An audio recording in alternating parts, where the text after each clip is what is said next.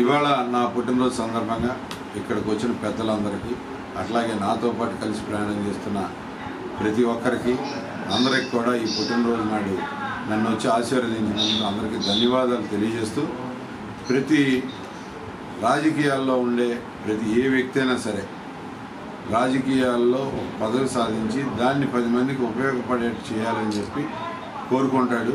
అది నాకు వైఎస్ఆర్సీపీ పార్టీలో దక్కలేదు. దాని గురించి నేను పార్టీ మారి తెలుగుదేశం పార్టీలో చేరడానికి సిద్ధమై ఉన్నాను ఇప్పుడు.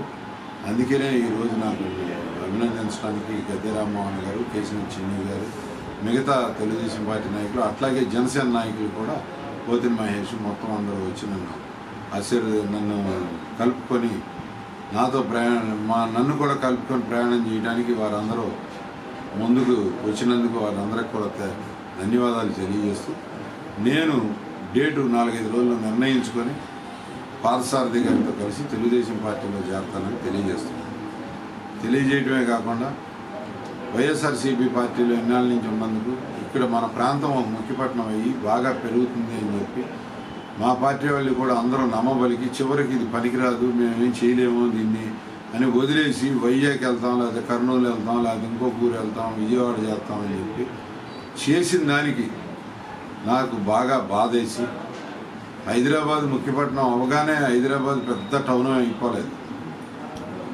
హైదరాబాద్ 50 ఏళ్ళు, 30 ఏళ్ళు, 20 ఏళ్ళు, దాదాపు 20 ఏళ్ళు దాదాపు యుద్ధం చేసిన తర్వాత కానీ అది పెరగల.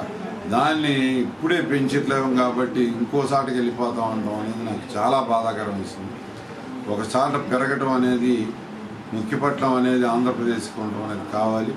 దాని గురించి కూడా నేను పార్టీ వీడి, వైఎస్ఆర్సీపీ పార్టీ వీడి తెలుగుదేశం పార్టీలో చేరి తెలుగుదేశం పార్టీ గెలుపుకి నేను నా వంతు కృషి ఇక్కడ అభ్యర్థులందరికీ నేను చేస్తానని. ఇక ఏదైనా పదవి ఇస్తారో ఎవరు అనేది తర్వాత, అది ఎలక్షన్ అయిపోయిన తర్వాత ఉన్న విషయం. ఇప్పటి వరకు మాత్రం నేను ఆ ఉద్దేశంతోనే నేను పార్టీ వీడాను.